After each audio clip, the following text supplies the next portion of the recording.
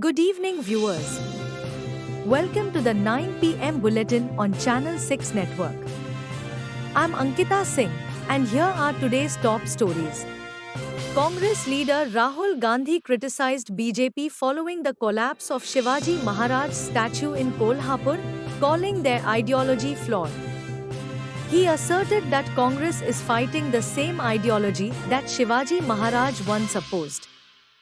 In a recent political shift, Harshavardhan Patil, a key figure in Western Maharashtra's sugar industry and a BJP leader, officially announced that he, along with his family and supporters from Indapur, would be joining the Sharad Pawar-led faction of the Nationalist Congress Party, a day after finalizing the decision.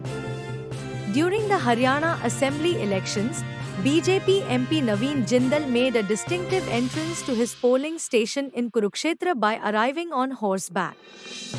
Jindal, who previously switched from Congress to BJP, has expressed his support for Prime Minister Narendra Modi's vision of a developed India. In a heated election event in Mehem, Haryana, Balraj Kundu, leader of the Haryana Jan Sevak Party, accused former MLA Anand Singh Dangi of physically assaulting him and his assistant. The altercation allegedly left Kundu's clothes torn and his secretary injured. Dangi denied the accusations, claiming Kundu staged the incident by tearing his own clothes.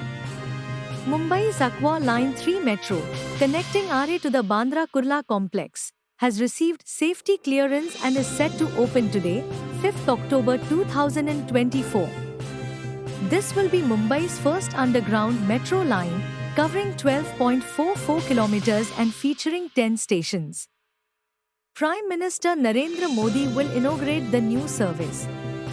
The Thane District Information Officer has announced that Prime Minister Narendra Modi will inaugurate and lay the foundation for several major projects worth 33,000 crore rupees on 5th October 2024 at Valavalkar Sabha Maidan in Borived Village, Kasrawadwali, Bodhbunde Road, Thane, West.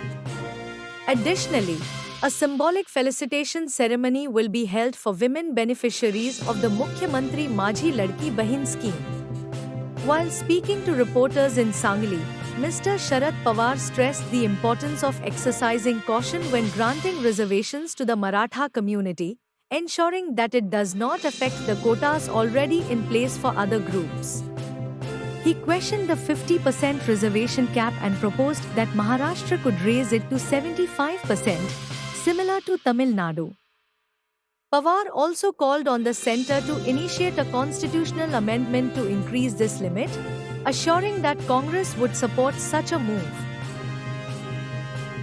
Widespread protests broke out in West Bengal after the body of a 10-year-old girl was discovered in a marshy area in South 24 Parganas.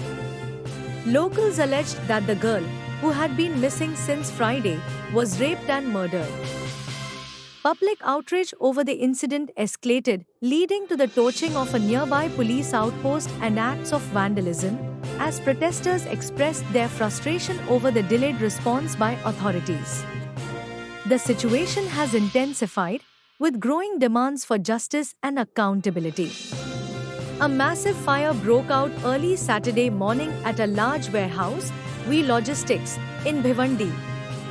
The facility, which spans about 125,000 square feet, contained various materials such as hydraulic oil, clothing, plastics, paper, and some chemicals.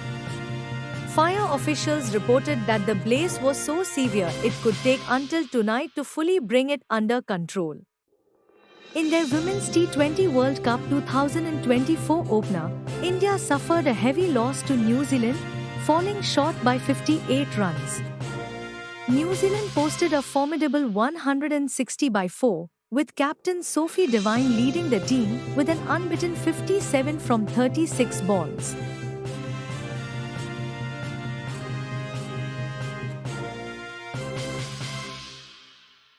And that wraps up our top stories for tonight. Don't forget to like, share, and subscribe to Channel 6 Network for the latest updates and news. Thank you for watching, and good night.